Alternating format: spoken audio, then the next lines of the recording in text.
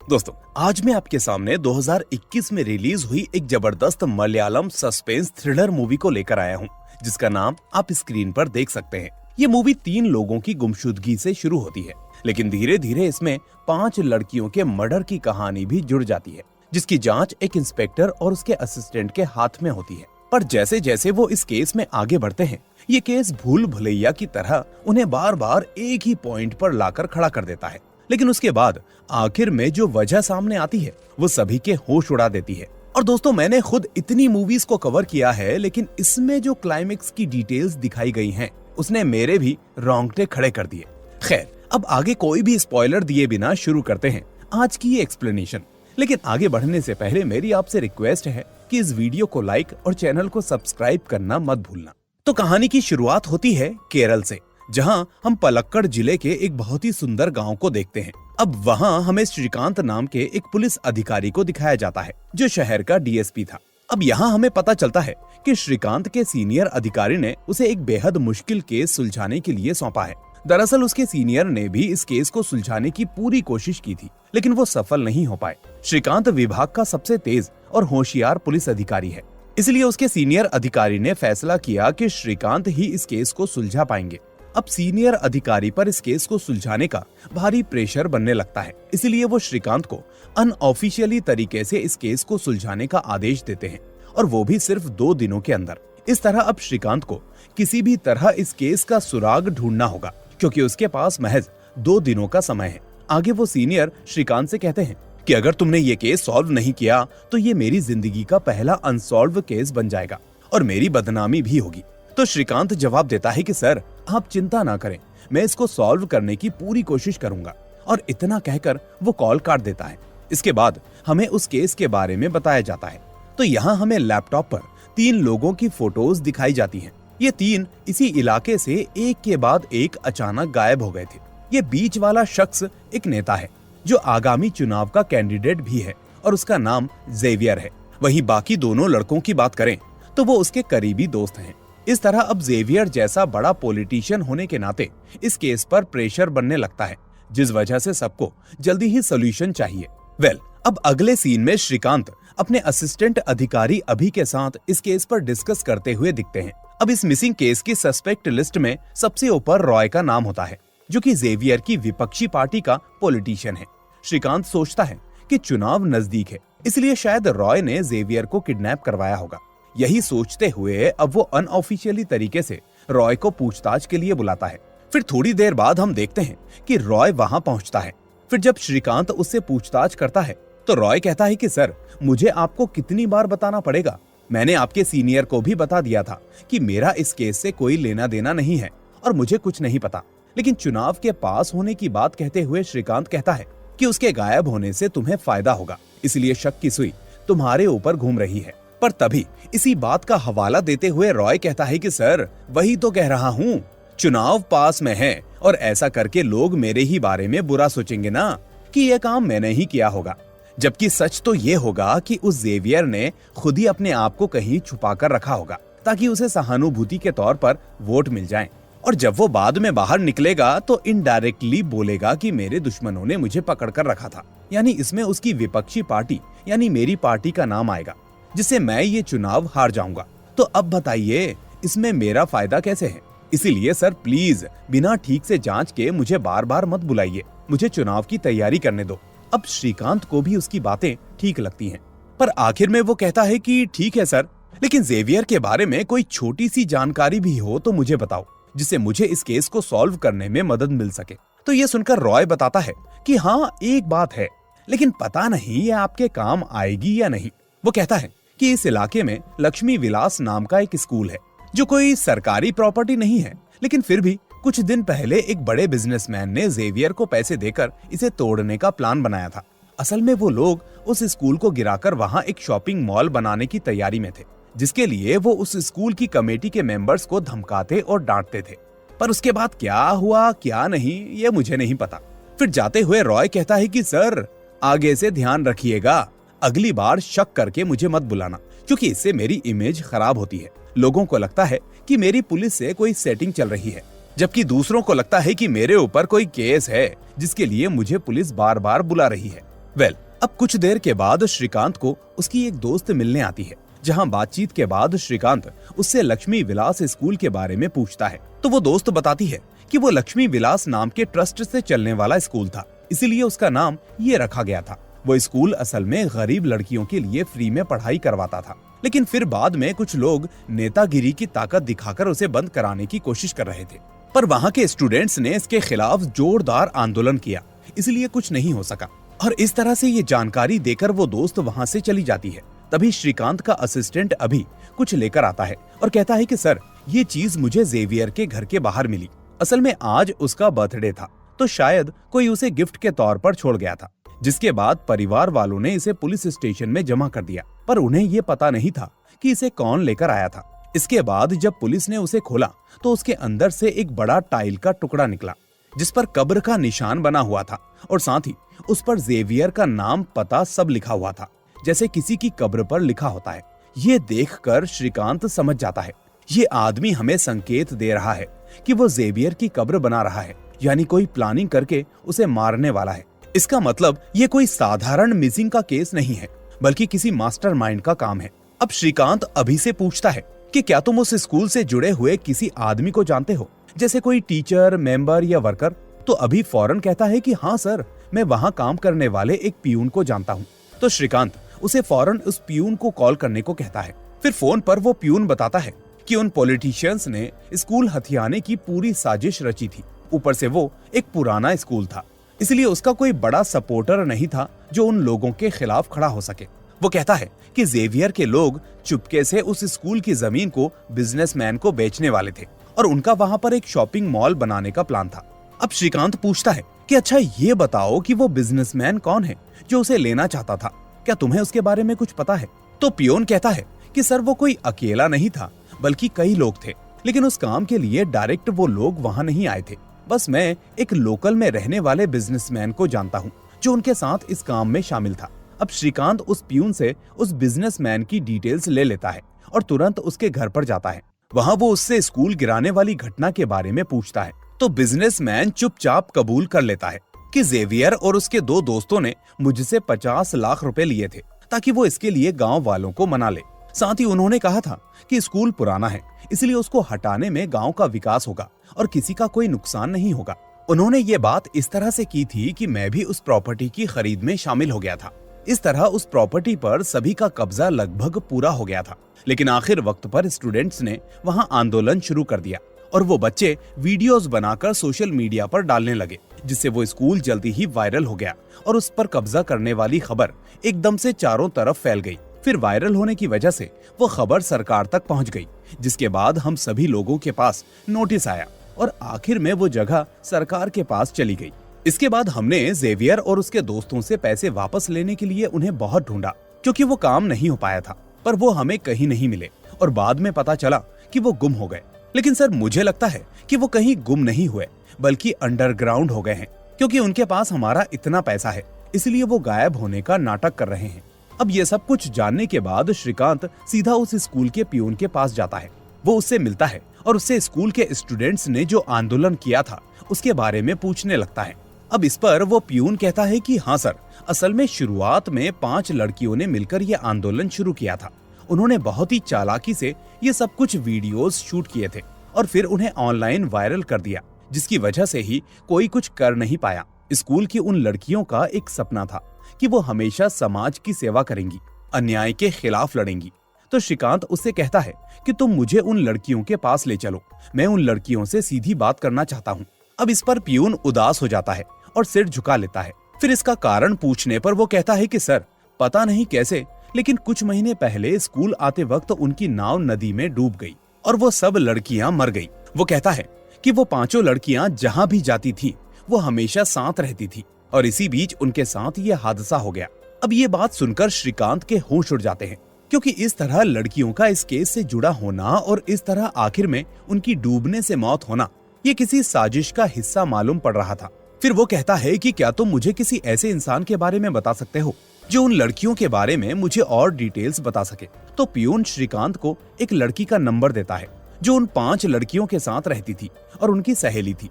अब श्रीकांत बिना देरी किए उस लड़की को कॉल करता है और उस घटना के बारे में पूछता है। फिर वो लड़की श्रीकांत को बताती है कि सर, जैसे ही हमने सुना कि स्कूल के प्रॉपर्टी पर कब्जा करने की बात हो रही है, तो मेरी उन 5 सहेलियों ने मिलकर एक बहुत ही सख्त आंदोलन शुरू कर दिया था। उसके बाद उन्हें देखकर बाद में हम सब भी उनके साथ शामिल हो गए और उसी वजह से हम लोग अपने विद्यालय को खोने से बचा पाए। उसके बाद ऐसे ही एक दिन कुछ गुंडे हमारे पास आकर पूछने लगे कि वो आंदोलन किसने शुरू किया था और उन 5 लोगों में उनका मेन लीडर कौन था। यानी वो साफ साफ ये पूछ रहे थे कि वो आंदोलन करने का आइडिया किसका था। वो लड़की आगे कहती है कि सर, उस ग्रुप में दिव्या नाम की लड़की ही उनकी लीडर थी और उसने ही उस स्कूल को बचाने के लिए बहुत हिम्मत दिखाई थी। तब यहाँ पर ऑफिसर श्रीकांत उससे पूछता है कि क्या दिव्या का कोई दुश्मन था या उन बाकी 4 लड़कियों का। तो वो लड़की कहती है कि नहीं सर, वो 5 बिल्कुल अलग थी। उनका कभी किसी से कोई झगड़ा नहीं होता था, जिस वजह से उनकी किसी के साथ भी कोई दुश्मनी नहीं थी। हाँ, लेकिन 15 अगस्त के आंदोलन के बाद जब जेवियर उससे मिलने के लिए आया था, तो तब उसने सीधे दिव्या का रास्ता रोका था। शायद उसे पता चल गया होगा कि दिव्या ही उस ग्रुप की लीडर है। वो कहती है कि उस दिन जेवियर साथ में अपने लोगों को लेकर आया था और वो दिव्या के साथ सभी लड़कियों को तरह तरह की धमकियां देने लगा और बहुत ही गंदी गंदी गालियां देने लगा, क्योंकि उन 5 लड़कियों की वजह से उसका बहुत बड़ा नुकसान हो गया था। फिर इसी बीच जेवियर दिव्या की माँ और बहन को लेकर भी उसे गालियां देने लगता है। तो इस बात को लेकर दिव्या कुछ भी सहन नहीं कर पाती और वो जेवियर को जोरदार थप्पड़ लगा देती है। ये सब देखकर जेवियर बस हैरान हुए खड़ा रहता है, लेकिन वो उस वक्त कुछ नहीं करता और फिर वहां से चला जाता है। फिर कुछ दिन बीतते हैं तो सभी को पता चलता है कि अनफॉर्चुनेटली उन 5 लड़कियों की नदी में डूबने की वजह से मौत हो गई है। बस सर, मुझे इतना ही पता है। अब ये बात सुनकर श्रीकांत बहुत ही ज्यादा टेंशन में आ जाता है कि किस चीज का किसके साथ कनेक्शन है, ये बिल्कुल भी समझ में नहीं आ पा रहा। फिर वो अभी से कहता है कि जेवियर का आखिरी लोकेशन कहाँ का बता रहा था, वो पता करके मुझे बताओ। फिर जैसे ही अभी उसका मोबाइल नंबर लेकर टॉवर लोकेशन चेक करता है, तो उसे पता चलता है कि उसकी आखिरी लोकेशन इस इलाके के किसी केमिकल फैक्ट्री के आसपास थी। अब रात को श्रीकांत उस केमिकल फैक्ट्री के पास पहुंचता है और वहां पर जाकर जांच पड़ताल करने लगता है। फिर वो वहां के गार्ड से भी पूछताछ करता है, तो वो गार्ड उसे बताता है कि सर, पिछले 4-5 महीने से ये फैक्ट्री बंद पड़ी है और सिर्फ यहाँ पर देखरेख करने के लिए अंदर और बाहर एक आदमी रखा गया है। आगे ये पूछताछ करते हुए श्रीकांत इधर उधर थोड़ी तलाशी लेता है और फिर वहां से निकल जाता है। इसके बाद हम देखते हैं कि श्रीकांत उस बोट की जानकारी निकालने लगता है जिस बोट में उन 5 लड़कियों की मौत हुई थी। फिर श्रीकांत उस बोट के मालिक को पकड़कर उससे उन लड़कियों के बारे में पूछताछ करता है। फिर वो आदमी बताता है कि सर, वो लड़कियां रोज मेरी ही बोट से आती जाती थी और उस दिन वो ठीक लंच टाइम पर ही मेरे पास आई थी। उन लोगों को अचानक ही नदी के उस पार जाना था, लेकिन उस वक्त मैं लंच कर रहा था, इसलिए मैंने उनसे कहा कि तुम लोग थोड़ी देर के लिए बैठो, मैं अपना खाना खत्म करके तुम लोगों को छोड़ दूंगा। लेकिन सर, वो लड़कियां बहुत ही जल्दी में वहां से निकलना चाहती थी, इसलिए उन्होंने मुझसे चाबी ली और चाबी लेकर खुद ही उस बोट को लेकर रवाना हो गई। लेकिन उसके थोड़ी देर बाद खबर आई कि वो बोट पलट गई और वो 5 लड़कियां डूबकर मारी गईं। अब ये बात सुनकर श्रीकांत हैरान हो जाता है। वो उससे पूछता है कि तुम कह रहे हो कि तुमने उन्हें चाबी दी थी, तो क्या वो सच में बोट चलाना जानती थी? जिस पर वो बोटमैन कहता है कि हाँ सर, बिल्कुल जानती थी।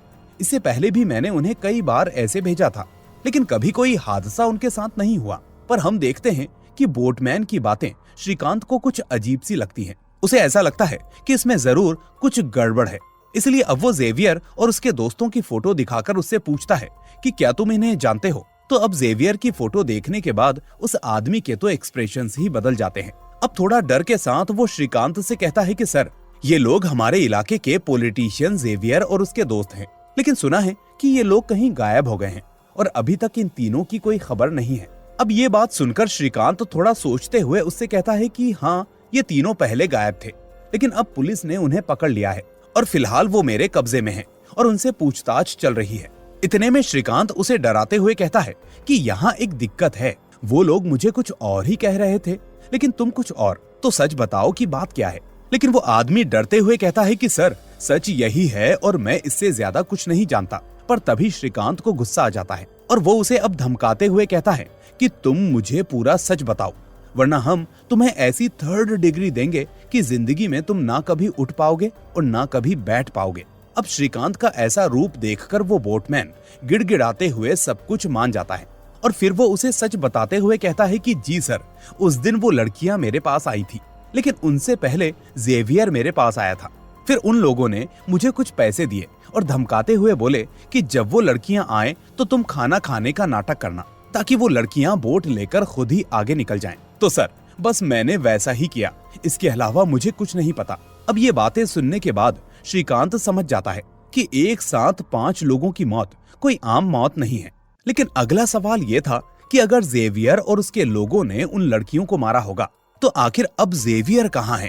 क्या वो सच में कहीं छुप रहा है या फिर इस केस में अभी और भी कुछ सच छुपा हुआ है? इसलिए श्रीकांत अभी से कहता है कि ये सब कुछ एक दूसरे से जुड़ा हुआ है। इन दोनों मामलों के बीच में जरूर कोई ना कोई रिश्ता है, लेकिन वो कड़ी क्या है, हमें इसे जल्द ही ढूंढना होगा क्योंकि समय बहुत ही कम बचा है। अब इसके अगले सीन में हम देखते हैं कि श्रीकांत थोड़ी और जांच पड़ताल करता है। वो सोचने लगता है कि इस इलाके का पुलिस स्टेशन नदी के उस पार है, इसलिए जरूर वो 5 लड़कियां पुलिस स्टेशन जाने के लिए ही जल्दी में थी। लेकिन बीच रास्ते में उनके साथ कुछ तो हुआ है और हो सकता है कि उनकी मौत के पीछे जेवियर के लोग हों। पर दोबारा वही सवाल सामने था कि अगर ऐसा है तो फिर जेवियर को किडनैप किसने किया? और वैसे भी श्रीकांत ने तो उन लड़कियों की पोस्टमार्टम रिपोर्ट भी देखी थी, जिसमें साफ साफ लिखा था कि नॉर्मल नदी में डूबने की वजह से उनकी मौत हुई है। तो अब इसी तरह से श्रीकांत एक एक पॉइंट को निकालकर सब कुछ एक जगह पर लिखने लगता है और हर चीज का किसी न किसी से लिंक बनाने की कोशिश करता है ताकि आगे की जांच पड़ताल के लिए कुछ न कुछ सुराग मिल सके। फिर वो अभी से कहता है कि कल रात जब मैं उस केमिकल फैक्ट्री में गया था तो वहां पर मैंने एक इलेक्ट्रिक क्रीमेटोरियम देखा था। ये असल में वो चीज होती है जिसमें बिजली के जरिए सेकंड्स में किसी लाश को जलाकर राख बना दिया जाता है और ऐसा लावारिस लाशों के मामले में किया जाता है। लेकिन पूछताछ करने पर पता चला कि वो इलेक्ट्रिक क्रीमेटोरियम काफी दिनों से बंद पड़ा है। पर वहां का सीसीटीवी फुटेज चेक करने पर मैंने देखा कि किसी खास वक्त में उस कैमरे को किसी चीज से ढक दिया गया था। साथ ही उस कैमरे को इस तरह से कवर किया गया था कि चेक करने वाले को कुछ भी दिखाई ना दे।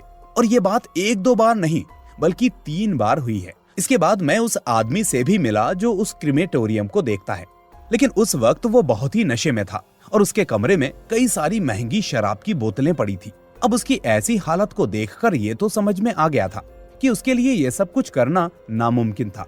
इसका मतलब यकीनन किसी ने उसे लालच में फंसाकर वो क्रीमेटोरियम 3 दिन के लिए यूज किया होगा और इसी बीच वहाँ कुछ न कुछ जरूर हुआ है। साथ ही ये भी तो हो सकता है कि वहाँ जेवियर को ले जाकर जला दिया गया हो ताकि किलर के मामले में हमें कोई सुराग ना मिले। इस तरह से अब कुल मिलाकर श्रीकांत के सामने ये केस और भी पेचीदा हो जाता है। इसलिए अब ये दोनों साथ में इस केस के बारे में फिर से बातें करने लगते हैं कि जेवियर पैसे खाकर उस स्कूल की प्रॉपर्टी पर कब्जा करना चाहता था, लेकिन उन 5 लड़कियों के आंदोलन करने की वजह से सारी योजना पानी में चली गई, जिसके चलते उन लोगों ने लड़कियों से बदला लेने की ठानी। और जब वो लड़कियां पुलिस स्टेशन में शिकायत देने के लिए जा रही थी तो नदी पार करते वक्त जेवियर ने उन्हें रोक लिया। लेकिन अगर ऐसा हुआ तो फिर जेवियर को किसने किडनैप किया? और लड़कियों की पोस्टमार्टम रिपोर्ट भी नॉर्मल है। फिर आगे कुछ सोचकर अभी कहता है कि सर, ये काम उन 5 लड़कियों के परिवार में से कोई कर सकता है। तो इस पर श्रीकांत बोलता है कि ये बात मेरे दिमाग में भी आई थी, इसलिए मैं पहले ही उन 5 परिवारों के हर एक सदस्य को जाकर मिला था। लेकिन उनकी फैमिली की सिचुएशन को देखकर इतना तो पक्का है कि उनमें से कोई भी ऐसा नहीं कर सकता। ऐसा करने में वो लोग सक्षम नहीं है। ऐसे 3 नौजवान लड़कों को जबरन उठाकर ले जाना और वो भी बिना कोई सबूत छोड़े, ऐसा करना उनके परिवार के लिए पॉसिबल ही नहीं है। ये मैं पक्के से कह सकता हूँ। लेकिन अभी कहता है कि सर, वो सोशल मीडिया वाला जिसने उन लड़कियों की मौत के बाद एक वीडियो बनाकर डाली थी, सर, उसका कहना था कि लड़कियों की मौत नेचुरल नहीं थी, उनकी मौत के पीछे कुछ तो था। इसलिए मुझे उस लड़के पर शक है। तो उसे पकड़कर पूछने पर ही पता चलेगा कि क्या मामला है, क्योंकि उससे हमें पूछना होगा कि आखिर उसने ऐसा क्या देखा या ऐसा क्या सोचा कि उसे लगा कि वो डेथ नॉर्मल नहीं थी। अब इसके बाद ये लोग सीधा उस यूट्यूबर लड़के को पकड़ते हैं और उसे इलेक्ट्रिक क्रीमेटोरियम में ले जाते हैं। फिर वो उसे दिखाकर क्रीमेटोरियम के वॉचमैन से पूछता है कि क्या ये वही लड़का है जो यहाँ 3 दिन के लिए आया था? क्या इसने ही तुम्हें वो वोडका की बोतल दी थी? तो इस पर वो वॉचमैन उसे अच्छे से देखने लगता है और कहता है कि नहीं सर, ये वो नहीं है जिसने मुझे वो बोतल दी थी, वो तो इससे कहीं ज्यादा लंबा और ज्यादा तंदुरुस्त दिखाई देता था। उसके बाद श्रीकांत उस यूट्यूबर लड़के से पूछताछ करने लगता है और उससे पूछता है कि तुम्हें ऐसा क्यों लगता है कि उन लड़कियों की मौत नेचुरल नहीं थी। तो वो लड़का कहता है कि सर आप ही सोचिए कि ऐसी 5 जवान लड़कियां, भले ही उनका एक्सीडेंट हो जाए, लेकिन अगर उनकी बोट पानी में पलट गई थी तो कम से कम उन लड़कियों को तैरना तो आता होगा ना। तो इस तरह से वो थोड़ी देर तैरकर जिंदा तो रह सकती थी और तब तक कोई भी उनकी मदद करने के लिए आ जाता। क्या उनमें से कोई भी तैरना नहीं जानता था? सर ये एकदम नामुमकिन है। वो गांव की लड़कियां थी, इसलिए 100% तैरना जानती थी और इसीलिए इस बात से मुझे लगा कि उनकी हत्या एक सोची समझी चाल है और इसीलिए मैंने इस मामले में वीडियो बनाया था। लेकिन मैं ये पता नहीं लगा पाया कि उन्हें किसने मारा है। अब सारी बातें सुनने के बाद श्रीकांत समझ जाता है कि यूट्यूबर सच कह रहा है, इसलिए वो उसे छोड़ देता है। पर अब श्रीकांत के लिए इतना तो साफ हो गया था कि उन 5 लड़कियों की मौत के पीछे जरूर जेवियर का हाथ है और उन लड़कियों की मौत का बदला लेने के लिए किसी ने जेवियर को ही गायब किया है। लेकिन ये भी तो हो सकता था कि जब दिव्या ने उस दिन जेवियर को थप्पड़ मारा था तो उसके बदले में जेवियर ने उन्हें मारा हो। लेकिन बात फिर भी वहीं पर आकर अटक जाती है कि आखिर जेवियर को किसने किडनैप किया और इस तरह ये मामला एक पूरी भूल भुलैया बन जाता है, जिस पर श्रीकांत लौटकर फिर से वहीं पर आ गया था। लेकिन अब दिक्कत ये थी कि आज की रात इस केस को सुलझाने की आखिरी रात थी और अब बस ये पता लगाना था कि किडनैप करने वाला कौन है, जिससे पूरा मामला साफ हो जाएगा। यही सब सोचते सोचते अचानक श्रीकांत का दिमाग चल पड़ता है और वो अचानक फिर से उस लड़की को कॉल करता है, वही दिव्या की क्लासमेट को। अब वो उस लड़की से पूछता है कि जैसे मैंने तुमसे सवाल किए थे और तुमने मुझे जो डिटेल्स बताई थी, तो क्या किसी और ने भी तुम्हें ऐसे ही सवाल पूछे थे या फिर क्या तुमने किसी और को इस बारे में बताया था? तो ये बात सुनकर वो लड़की कहती है कि हाँ सर, दिव्या के मरने के बाद एक आदमी मेरे पास आया था, उसने भी यही सेम सवाल किए थे कि क्या दिव्या का कोई दुश्मन था, तो मैंने उन्हें आपकी तरह ही बता दिया था। अब श्रीकांत पूछता है कि वो आदमी कौन है, क्या तुम उसके बारे में जानती हो? तो वो लड़की कहती है कि जी सर, जिसने दिव्या का पोस्टमार्टम किया था वो वही डॉक्टर थे।